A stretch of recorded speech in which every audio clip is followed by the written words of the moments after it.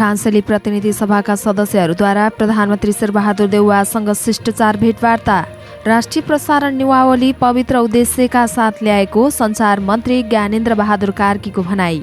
सत्ता गठबन्धन तोड्नका लागि भयङ्कर षड्यन्त्र भइरहेको एकीकृत समाजवादी पार्टीका अध्यक्ष माधव नेपालको दावी। केन्द्रीय समितिमा व्यवसायीहरूको प्रतिनिधित्व गराउने माओवादी अध्यक्ष प्रचण्डको आश्वासन। ज्येष्ठ नागरिकहरूको सम्पत्तिमा इच्छापत्र व्यवस्था गर्न सिफारिस। देश अनुकूल भएर नै एमसीसीको वकालत गरेको काङ्ग्रेस नेता प्रकाश मान सिंहको भनाई। सभामुख अग्नि सापकोटा र फ्रान्सेली सांसद प्रतिनिधि मण्डल बीच पनि भेटवार्ता। लमजुङको मर्स्याङ्दी नदीमा डुबेर विद्यार्थीको मृत्यु। अबबाट एसीमा उमेर हद लागू नहुने। जिका, डेङ्गु र चिकनगुनिया रोगको पीसीआर परीक्षण निःशुल्क। चलचित्र परदेशी 2 आगामी दशैंमा फर्स्ट लुकको पोस्टर सार्वजनिक। वरिष्ठ कलाकार निर शाहलाई राष्ट्रिय सभा सदस्य बनाउन लबिङ। सुनको भाव अहिलेसम्मकै उच्च, तोलामा 1,05,500 रुपियाँ पुग्यो। पाकिस्तानका प्रधानमन्त्री खान विरुद्ध अविश्वासको प्रस्ताव पेश। र फेन्सिङमा खेलाडी टिकाउनै मुस्किल। दर्शक महानुभाव नमस्कार। समाचारपाटी.com को न्युज बुलेटिनमा यहाँलाई हार्दिक स्वागत छ। म सावित्रा कोइराला। सदा झैं आज पनि हामी उपस्थित भइसकेका छौं आज दिनभरका मुख्य समाचारहरू लिएर। हामीलाई कहाँबाट हेर्दै हुनुहुन्छ, देशभित्र हुनुहुन्छ भने आफू रहेको गाउँठाउँ जिल्लाको नाम लेख्नुहोला। विदेशमा हुनुहुन्छ भने आफू रहेको देशको नाम पनि लेख्नुहोला। दैनिक हेर्नुहुन्छ भने रेगुलर, अनि पहिलो पटक आज हेर्दै हुनुहुन्छ भने फर्स्ट टाइम भनेर पनि लेख्नुहोला। हाम्रो च्यानललाई सब्स्क्राइब गर्नुभएको छैन भने सब्स्क्राइब गर्नुहोला, अनि नजिकै आउने बेल आइकनलाई क्लिक पनि गर्न नभुल्नुहोला। ताजा समाचार हेर्नको लागि हाम्रो वेबसाइट www.समाचारपाटी.com लगइन गर्नुहोस्, अनि हाम्रो फेसबुक पेज लाइक गर्न पनि नभुल्नुहोला। आउनुहोस् दर्शक महानुभावहरू, आज दिनभरका मुख्य समाचारहरू सुरु गरौं। फ्रान्सेली प्रतिनिधि सभाका सदस्यले प्रधानमन्त्री शेरबहादुर देउवासँग भेटवार्ता गरे शीर्षकमा रहेको जानकारीबाट। फ्रान्सेली प्रतिनिधि सभाको फ्रान्स नेपाल मैत्री समूहका अध्यक्ष भेरोनिक रियोटनको नेतृत्वमा नेपाल भ्रमणमा रहेको टोलीले बुधबार बिहान प्रधानमन्त्री शेरबहादुर देउवासँग भेटवार्ता गरेको छ। प्रधानमन्त्री निवास बालुवाटारमा उक्त भेटवार्ता भएको प्रधानमन्त्री देउवाको सचिवालयले जनाएको छ। भेटमा नेपाल फ्रान्स द्विपक्षीय सम्बन्धका विषयमा छलफल भएको सचिवालयले बताएको छ। फ्रान्सेली प्रतिनिधि सभाको फ्रान्स नेपाल मैत्री समूहका अध्यक्ष रियोटनको नेतृत्वमा एक टोली मंगलबार काठमाडौँ आइपुगेको थियो। उनको साथ मैत्री समूहका उपाध्यक्ष निकोलस फोरिसियर र ग्राजिएला मेल्चियर पनि रहेका छन्। नेपाल फ्रान्स अन्तर संसदीय समूहका अध्यक्ष माधव कुमार नेपालको निमन्त्रणामा उनीहरू नेपाल आएका हुन्। सञ्चार तथा सूचना प्रविधि मन्त्री ज्ञानेन्द्र बहादुर कार्कीले राष्ट्रिय प्रसारण नियमावली पवित्र उद्देश्यले ल्याएको भन्दै त्यसमा भएको संशोधनले अभिव्यक्ति स्वतन्त्रतामा कुनै पनि हस्तक्षेप नगरेको दावी गर्नुभएको छ। बुधबार नेपाल पत्रकार महासंघद्वारा सञ्चालित एक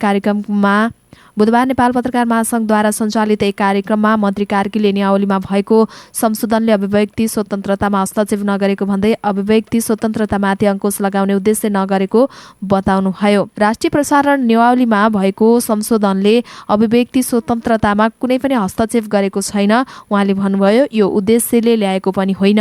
सरकारको दक्षिण एसियामै प्रेस तथा अभिव्यक्ति स्वतन्त्रतामा अग्रणी देशहरूको रूपमा प्रस्तुत हुन चाहेको बताउँदै उहाँले प्रेस स्वतन्त्रताको सम्मान गर्न यसलाई अझै अगाडि बढाउन सरकार सधैँ तत्पर रहेको उल्लेख गर्नुभयो। जनतालाई सुशासनको प्रत्याभूति गराउने कुरामा पनि सरकार प्रतिबद्ध छ। उहाँले भन्नुभयो, सरकारले अनलाइन टेलिभिजन सम्बन्धी गरेको व्यवस्था कार्यान्वयनका लागि सरकार प्रतिबद्ध रहेको बताउँदै उक्त व्यवस्था नियन्त्रणका लागि नभई नियमनका लागि भएको बताउनुभयो। सरकारले युट्युब च्यानल सहित इन्टरनेटको माध्यमबाट हुने प्रसारणका लागि समेत इजाजत पत्र लिनुपर्ने व्यवस्था गरेको छ। नेपाल कम्युनिस्ट पार्टी एकीकृत समाजवादीका अध्यक्ष माधव कुमार नेपालले सत्ता गठबन्धन भत्काउने षड्यन्त्र भइरहेको बताउनु भएको छ। काठमाडौँमा जारी पार्टीको केन्द्रीय कमिटिको बैठकमा उहाँले भन्नुभयो, गठबन्धनमा रहेका दलहरूको बीचमा विश्वास छ, तर गठबन्धन तोड्नका लागि भयङ्कर षड्यन्त्रहरू पनि भइरहेका छन्। प्रमुख प्रतिपक्षी दल नेकपा एमाले र अध्यक्ष केपी शर्मा ओलीले अमेरिकी सहयोग परियोजना एमसीसी अनुमोदन गर्ने बेलामा नै गठबन्धन फुटाउन खोजेको, तर व्याख्यात्मक घोषणा मार्फत एमसीसी अनुमोदन गरेर गठबन्धन बचाउन सफल भएको उहाँको भनाइ छ।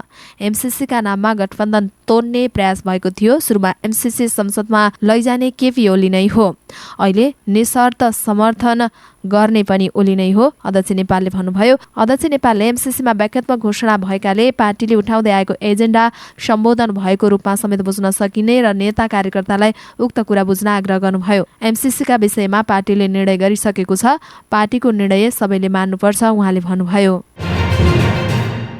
नेकपा माओवादी केन्द्रका अध्यक्ष पुष्पकमल दाहाल प्रचण्डले केन्द्रीय समितिमा औद्योगिक व्यवसायीहरूको प्रतिनिधित्वका लागि कोसिस गर्ने बताउनु भएको छ। नेपाल उद्योग वाणिज्य महासङ्घको केन्द्रीय तदर्थ समितिको बैठकलाई आज सम्बोधन गर्दै प्रचण्डले पार्टीको पछिल्लो बैठकले विधानमा केही संशोधन गरेको बताउनुभयो। पार्टीको केन्द्रीय समितिमा औद्योगिक व्यवसायी, डाक्टर, इन्जिनियर लगायतको समुचित प्रतिनिधित्व भयो भने सही आर्थिक नीति बनाउन सहज हुने भन्दै उहाँले भन्नुभयो, पार्टीको केन्द्रमा प्रतिनिधित्व गराउने कोसिस रहनेछ।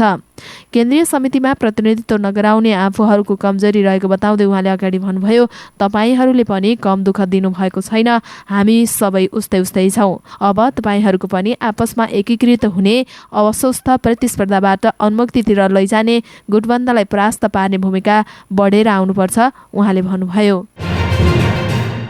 ज्येष्ठ नागरिकको सम्पत्ति हस्तान्तरणका लागि इच्छापत्रको व्यवस्था गर्न राष्ट्रिय समावेशी आयोगले सरकारलाई सिफारिस गरेको छ। पैतृक सम्पत्ति हात पार्ने लोभमा बाबुआमालाई हेला गर्ने प्रविधि देखिएको भन्दै आयोगले उनीहरूको संरक्षणका लागि पहल थालेको हो। आयोगले ज्येष्ठ नागरिक सम्बन्धनमा नेपालमा भएको कानुनी व्यवस्था, त्यसको कार्यान्वयनको अवस्था समेतको आधारमा गरिएको अनुसन्धान प्रतिवेदन 2078मा यस्तो सिफारिस गरेको हो। आयोगको अध्ययनले ज्येष्ठ नागरिकहरू अपहेलित हुने क्रम बढेको समेत देखाएको छ। ज्येष्ठ नागरिकको सम्पत्ति गैर ज्येष्ठ नागरिकहरूले हडप्ने काम भएको छ, उनीहरूमाथिको अपहेलना बढ्दो छ। आयोगका अध्यक्ष रामकृष्ण तिमल सिन्हाले भन्नुभयो, त्यसैले कानुनमै ज्येष्ठ नागरिकको सम्पत्ति कसले पाउने भन्ने बारेमा इच्छापत्रको व्यवस्था गर्न सरकारलाई सिफारिस गर्दछौँ। त्यस्तो व्यवस्था गरिए उनीहरूको सम्पत्ति हात पार्ने र हेला गर्ने घटनामा कमी आउन सक्छ। प्रतिवेदन केही दिनमा नै सरकारलाई बुझाउने उहाँको भनाइ छ। ज्येष्ठ नागरिक सम्बन्धी ऐन 2063 ले 60 वर्ष उमेर पूरा गरेका व्यक्तिलाई ज्येष्ठ नागरिक भनेको छ। ऐनको दफा 6 मा प्रचलित कानुन बमोजिम अंशभण्डा गरिरहनु नपर्ने, आफ्नो अंशभागको चल अचल र सोबाट बढे बढाएको सम्पत्ति ज्येष्ठ नागरिकहरूले आफू खुसी गर्न पाउने उल्लेख छ। तर ज्येष्ठ नागरिकको चल अचल सम्पत्ति प्रयोग वा उपयोग गर्ने परिवारको कुनै सदस्य, नातेदार वा हकौलाले मनोमानी गर्ने क्रियाकलाप बढेकाले इच्छापत्रको व्यवस्था सिफारिस गरिएको आयोगले जनाएको छ। नेपाली कांग्रेसका नेता प्रकाश मान सिंहले मिलियन चार्टर्ड कर्पोरेसन एमसीसी देशको हित अनुकूल भएकाले कांग्रेसले वकालत गरेको बताउनु भएको छ। काठमाडौँ निर्वाचन क्षेत्र नम्बर 1 अन्तर्गत महानगरपालिका 31 को शङ्खमूलमा बुधबार भएको कार्यक्रममा बोल्ने क्रममा सिंहले भन्नुभयो, एमसीसी नेपालको अर्थतन्त्रलाई टिया पुर्याउने कामको लगानी हो। नेपालको आवश्यकता अनुसारको सहयोग परियोजना हो। सरकारमा हुँदा एउटा र सरकारबाट बाहिरिँदा अर्को कुरा गर्ने कांग्रेसको प्रविधि नभएको उहाँको भनाइ छ। राष्ट्रघाती भए संघीय संसदबाट पास गर्न नसकिने उहाँको जिकिर छ। एमसीसीका बारेमा गलत प्रचार गर्नेहरूले नेपाल आइपीएसको अङ्ग बन्यो भनेर भ्रम छ रे। नेता सिंहले भन्नुभयो, नेपालको परराष्ट्र नीति असंलग्न नीतिमा आधारित छ उहाँले भन्नुभयो। सभामुख अग्निप्रसाद सापकोटा र फ्रान्स नेपाल संसदीय मैत्री समूहका अध्यक्ष भेरोनिक रिटन नेतृत्वको प्रतिनिधि मण्डलबीच शिष्टाचार भेटवार्ता भएको छ। सिंहदरबार स्थित सभामुखको कार्यकक्षमा बुधबार भएको भेटमा सभामुख सापकोटाले नेपाल र फ्रान्स बीच 73 वर्षदेखि कूटनीतिक सम्बन्ध समुद्र र उदाहरणीय रहेको बताउनुभयो। उहाँले कोभिड-19 विरुद्ध लड्न फ्रान्सले चिकित्सा क्षेत्रमा र कोभ्याक्स अन्तर्गत खोप सहयोगका लागि फ्रान्स सरकार र फ्रान्सेली जनतालाई धन्यवाद दिनुभयो।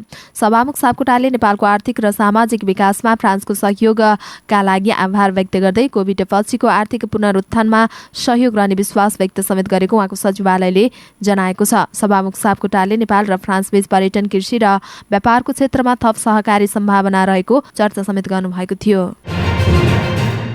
सुन्दरबजार नगरपालिका 9 सिउँडीबार स्थित मर्स्याङ्दी नदीमा पौडी खेल्ने क्रममा सोही नगरपालिका स्थित फ्युचर स्टार माविमा अध्ययनरत विद्यार्थीको मृत्यु भएको छ। प्रहरीका अनुसार सोही विद्यालयको होस्टेलमा बस्ने तनहुको भानु नगरपालिका 1 22 जागर घर भएका 18 वर्षीय सनेश श्रेष्ठको डुबेर मृत्यु भएको हो। अन्य दुईजना साथीसँग मिलेर नदीमा पौडी खेल्ने क्रममा सनेश श्रेष्ठ डुबेर बेपत्ता भएको खोजी गर्ने क्रममा उक्त नदीमा उनको शव फेला परेको हो। सोही विषयलाई लिएर मृतकका आफन्तले विद्यालयमा ढुङ्गामुढा गर्दा विद्यालयको भौतिक संरचनामा क्षति पुगेको छ भने केही घाइते भएका छन्। यस सम्बन्धमा प्रहरीले थप अनुसन्धान जारी राखेको छ।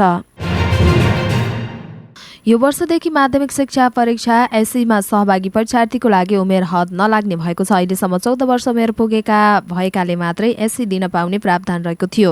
यो वर्षदेखि कक्षा 12 को परीक्षा दिने विद्यार्थीहरूलाई उमेर हद लागू हुनेछ। शिक्षा विज्ञान तथा प्रविधि मन्त्रालयका प्रवक्ता दीपक शर्माले भन्नुभयो, अब एसएलसी भनेको कक्षा 12 हो, त्यहाँ उमेर हद लागू हुन्छ। अब कक्षा 10 मा लागू हुँदैन। एसएलसीमा कति उमेर हद लागू गर्ने भन्ने कानून त अधिकार बोर्डलाई नै भएकाले पनि बोर्डले निर्णय गर्ने प्रवक्ता शर्माले बताउनुभयो। स्वास्थ्य तथा जनसङ्ख्या मन्त्रालयले जिका, डेङ्गु र चिकनगुनिया रोगको निशुल्क PCR परीक्षण सुरु गरेको छ। मन्त्रालयका सहप्रवक्ता डाक्टर समीर कुमार अधिकारीले राष्ट्रिय जनस्वास्थ्य प्रयोगशालाबाट निशुल्क PCR परीक्षण सुरु गरेको जानकारी दिनुभएको हो। उहाँले लक्षण देखिएका व्यक्तिहरूलाई परीक्षण गराउन आग्रह पनि गर्नुभएको छ। यसअघि कोरोना भाइरसको संक्रमणको पनि निशुल्क परीक्षण गरिएको छ। प्रयोगशालाका प्रवक्ता राजेश गुप्ताले विदेशबाट आएका लक्षण भएका बिरामी र चिकित्सकहरूले सिफारिस गरेपछि निशुल्क PCR परीक्षण गर्ने गरेको बताउनुभयो। 3वटै रोग लामखुट्टेको टोकाइबाट लाग्ने गर्छ। 81 ज्वरो आउने, थकाइ महसुस हुने, अत्याधिक जोर्नी दुख्ने, वाकवाकी लाग्ने तथा टाउको मांसपेशी दुख्ने जस्ता लक्षण देखिने गर्छ। दिउँसो सुत्दा पनि झोल टाँगेर सुत्ने, घरको झ्याल ढोकामा लामखुट्टे नछिर्ने जारी हाल्ने, सकेसम्म जति बेला पनि लामो बाहुला भएको लुगा लगाउने, लामखुट्टे भगाउनका लागि धूप वा मलमको प्रयोग गर्न उहाँले आग्रह समेत गर्नुभएको छ। चलचित्र परदेशी 2 आउँदो दशैंमा प्रदर्शनमा आउने भएको छ। नारायण इन्टरनेसनल प्रालीको ब्यानरमा राजेश बंसल र नारायण राय माझी निर्माता रहेको चलचित्र आगामी विजय दशमीमा प्रदर्शनमा आउन लागेको हो। निर्माण पक्षले बुधबार चलचित्रको फर्स्ट लुक पोस्टर सार्वजनिक गर्दै चलचित्र दशमीमा प्रदर्शन गर्ने घोषणा गरेको हो। सार्वजनिक पोस्टरमा चलचित्रमा शीर्ष भूमिकामा रहेका प्रकाश सपुत, दिलीप राय माझी, प्रशान्त तामाङ, केकी अधिकारी र वर्षा सेवाकोटीलाई प्रस्तुत गरेको छ। परदेशीले चाडपर्वमा आफ्नो गाउँ परिवारले अझै बढी सम्झन्छन् र यो चलचित्र परदेशीकै कथा व्यथा भएकाले पनि प्रदर्शनका लागि दशैं रोज्नु परेको हो, निर्माता राजेश बंशले बताए। गीतकार रमेश बेजीको कथा रहेको चलचित्रमा प्रकाश, दिलीप, प्रशान्त, केकी र वर्षका साथमा निर्शाह, सुशील पोखरेल, सबिन बास्तोला, रमा थपलिया, भीमा मैनाली, रोशनी कार्की, देवेन्द्र बब्लु लगायतका कलाकारको अभिनय देख्न सकिन्छ। विगतका चलचित्रमा देखिएका तर दर्शकहरूको मायाले छोपिएका प्राविधिक, सांगीतिक लगायतका कमी कमजोरीहरूलाई समेत यो चलचित्रमा मसिनो गरी केलाउन पाएका छौं, निर्देशक रायमाझीले भने। त्यसैले विगतका 2 चलचित्रहरूको दाजुमा परदेशी 2 अझै राम्रो नेपाली दर्शकहरूले आत्मसात गर्ने चलचित्र बनेको छ। बीबी अनुरागीको संगीत, गोविन्द राई र रामजी लामिछानेको कोरियोग्राफीमा रहेको चलचित्रमा गीतमा भने नारायण रायमाझी, प्रशान्त तामाङ, निशान भट्टराई, प्रताप दास, मीना निरौला, टिकापुन देवी घरती, थानेश्वर गौतम, जय देवकोटा लगायतले स्वर दिएका छन्। वरिष्ठ कलाकार निर शाहलाई राष्ट्रिय सभाको सदस्यमा मनोनित गर्न नेपाली कांग्रेस निकटको नेपाल सांस्कृतिक संघले लबिङ गरेको छ। सरकारको सिफारिसमा राष्ट्रपतिले मनोनित गर्ने रिक्त एक पदमा शाहलाई मनोनित गर्न संघले प्रधानमन्त्री तथा नेपाली कांग्रेसका सभापति शेरबहादुर देउबा समक्ष प्रस्ताव गरेको हो। राष्ट्रपतिबाट मनोनित राष्ट्रिय सभा सदस्य रामनारायण बिडारीको कार्यकाल केही दिन अगाडि सकिएपछि सो पदमा मनोनितका लागि शाहलाई प्रस्ताव गरिएको सांस्कृतिक संघ निकट स्रोतले बताएको छ। तर यस विषयमा शाहले केही बोलेका छैनन्। 2041 सालमा नेपाल टेलिभिजनको सुरुवात सँगसँगै शाहले 10 वर्ष त्यहाँको नेतृत्व सम्हालेका थिए। शाह चलचित्र विकास बोर्डका अध्यक्ष पनि भइसकेका छन्। सुनको भाउले नयाँ रेकर्ड बनाएको छ। आज एकै दिन तोलामा 2500 रुपियाँले बढेर सुनको भाउ 1,05,500 रुपियाँ पुगेको हो। यो भाउ अहिलेसम्मकै सबैभन्दा उच्च हो। हिजो सुनको मूल्य तोलामा 1,03,000 रुपियाँ रहेको थियो। रुस युक्रेन युद्धको असरले आज नेपाली बजारमा सुनको भाउ अहिलेसम्मकै उच्च बिन्दुमा पुगेको हो। यसअगाडि कोभिड-19 का कारण भएको लकडाउनको असरले गएको वर्ष साउन महिनामा सुनको भाउ 1,03,500 रुपियाँ पुगेको थियो। त्यसै त निरन्तर घट्दै प्रति तोला 1,88,000 सम्म आइपुगेको सुनको भाउ फेरि बढेर 1,05,500 रुपियाँ पुगेको हो। सुनको भाउ अझै बढ्न सक्ने अनुमान रहेको महासङ्घका पूर्व अध्यक्ष तेजरत्न साक्यले बताउनुभयो। यस्तै आज चाँदीको भाउ पनि बढेको छ। तोलामा 40 रुपियाँले बढेर चाँदी तोलाको आज 1,450 रुपियाँमा कारोबार भएको छ। रुस र युक्रेनको युद्धका कारण विश्व बजारमा सुनसँगै पेट्रोलियम पदार्थ, ग्यास र खाने तेलको भाउ पनि महँगो हुँदै गएको छ।